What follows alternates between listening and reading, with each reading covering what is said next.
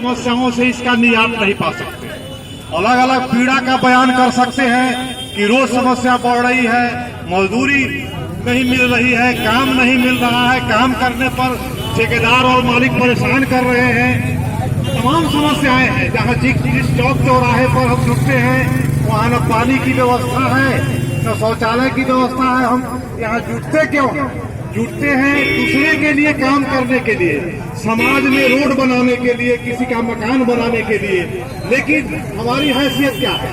आप जिए मरे क्या करें आपका है, मालिकों के लिए, सरकार के लिए है कि आप मरेंगे बहुत सारे मजदूर घूम रहे आएंगे।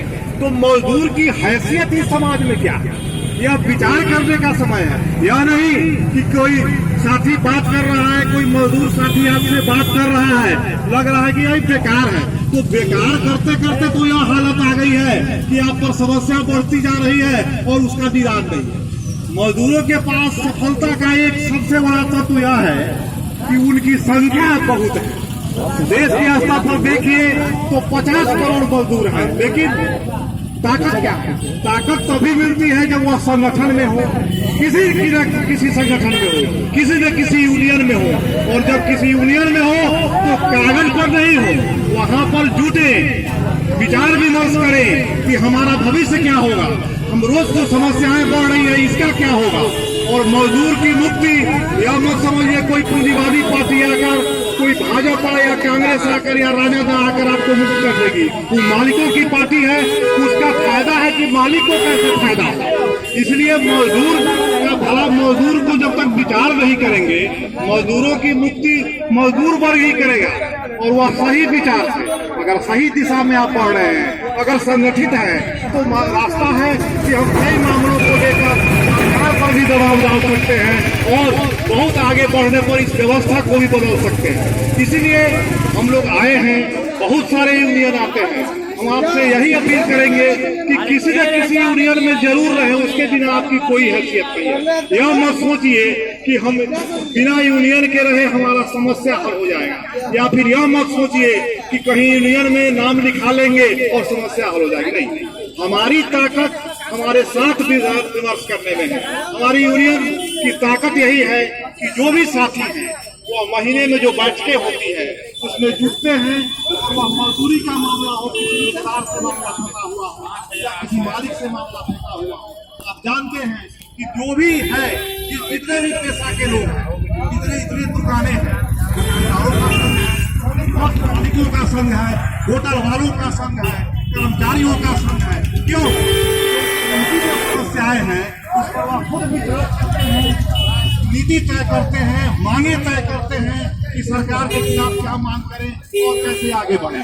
और हम जो इतनी संख्या में हैं, और सबसे ज्यादा समस्या हमारी ही है, जब काम के लिए यहाँ खड़े हैं, इस व्यवस्था में जिंदा रहने के लिए मजदूरों के लिए क्या है कि कोई काम कराए, और यहाँ हम खड़े हैं और काम की कोई गारंटी नहीं है। और समझिए कि इसमें आदमी कैसे जिंदा रहे, तो ये कम बड़ी समस्या है, इसको ऐसे ही अलग थलग होकर नहीं हल किया जा सकता। या यह भी कहकर कि यह फालतू बात है, यह अपने ही पाँव में कुल्हाड़ी मारना।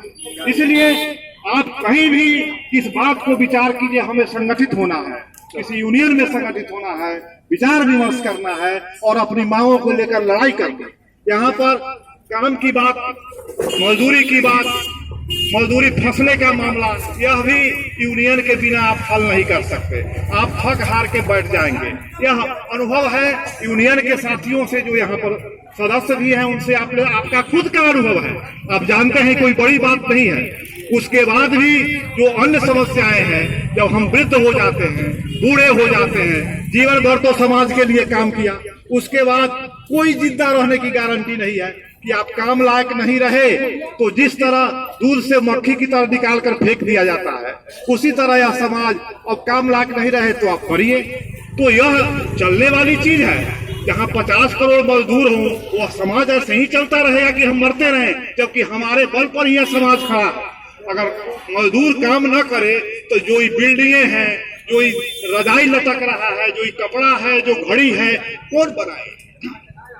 सब चीज उन्हीं के हाथों से बना हुआ है। तो उस हाथ की ताकत, उस श्रम शक्ति की ताकत, वह श्रम की ताकत है। लेकिन अलग थलग है तो कोई पूछने वाला नहीं है। आप जानते हैं, आप राजमिस्त्री हैं, अलग अलग ईंटा जो है फेंका हुआ है, कोई पूछता है? जब वह दीवार बन जाता है सीमेंट से, एकता के बीच हम जब मिलकर एक हो जाते हैं तो हमारी ताकत बढ़ जाती है, तो हमारी मांगे सरकार भी मानने के लिए तैयार है। इसलिए यह अभी रोज बरोज के संघर्ष के मामला के अलावे जब हम वृद्ध हो जाएं तो हमारे पेंशन का क्या होगा? हमारे काम नहीं मिलता है तो उसका क्या होगा? महीना में 10 दिन ही काम मिल पाया, 20 दिन ही काम मिल पाया, तो परिवार कैसे चलेगा? तो इस सरकार व्यवस्था करे। इन तमाम मांगों को लेकर हम नहीं लड़ेंगे तो कौन लड़ेगा? हमारे लिए कौन लड़ेगा? मालिकों के लिए तो अच्छी बात है कि हम नहीं लड़ रहे हैं, वह जो मजदूरी तय कर दे। आपको पता है मजदूरी के लिए यहाँ लड़ाई हो रही है और सरकार ने मजदूरों के लिए क्या मजदूरी तय की है? क्योंकि मालिक ही तय करते हैं। वहां पर कागज में देखा जाए तो एक मजदूर की मजदूरी, जो कोई राजमिस्त्री नहीं है, कोई पेंटर नहीं है, कोई बड़े विशेषज्ञ नहीं है, तो उसकी 237 रुपया सरकार ने तय की। और 237 रुपया में वो किस आधार पर तय किया है सरकार ने? आप सोचिए, हमें क्या समझता है मजदूरों को? तो यह वहां पर मजदूरों का प्रतिनिधि नहीं है जहां यह तय होता है। महंगाई बढ़ रही है, हर 6 माह बाद जो सरकारी कर्मचारी हैं उनके वेतन में महंगाई भत्ते की वृद्धि होती है 6 महीने तक। यहाँ मजदूरों के लिए तो काम पर आफत है, मजदूरी पर आफत है, और महंगाई भत्ता की तो बात छोड़िए, महंगाई बढ़ती जाए कोई असर नहीं। हमको हमारा जीवन एकदम संकट में फंसा हुआ है और इस संकट से निकालने का रास्ता हम मजदूर वर्ग में है। हम बैठकर संगठन के बल पर विचार करके अपनी मांगे तय कर सकते हैं। और एक यूनियन में, और एक ही यूनियन का मामला नहीं है, बहुत सारे यूनियन हैं। आप किसी भी यूनियन में अगर संगठित हैं तो फिर अलग थलग वहाँ अलग अलग यूनियन से भी मामला फरियाने वाला नहीं है। आप क्या मजदूरी है या अन्य मामला है, मान लिया एक यूनियन उसको हल कर दिया, लेकिन जब सरकार से लड़नी है जहाँ पर लाखों हजारों मजदूरों की जरूरत है, तो जब तक सब यूनियन मिलकर एक मंच बनाकर नहीं लड़ाई करेंगे तो हमारा पेंशन का मामला हो या बेरोजगार है तो उसका भत्ता का मामला हो या फिर जो है हमारे चिकित्सा का मामला हो कि चिकित्सा की गारंटी करे सरकार, तो इस तमाम मामले को लेकर हमको लड़ना है, हमको बढ़ना है, मजदूर संगठनों को बढ़ना है, उनको मिलकर बढ़ना है। यह विचार बहुत ही गंभीर विचार है, लेकिन इस बात से अलग थलग रहकर आप अपने पांव पर कुल्हाड़ी मारते हैं, अपनी ताकत कमजोर करते हैं। मालिकों के लिए अच्छी बात है, सरकार के लिए अच्छी बात है, क्योंकि सरकार किसकी है? मालिक वर्ग की सरकार है, निपति वर्ग की सरकार है। इसलिए साथियों, यह बहुत गहन विचार का मामला है कि आप संगठन में शामिल होइए, विचार कीजिए और लड़ाई के लिए तैयार होइए। आपको कोई मुक्त कर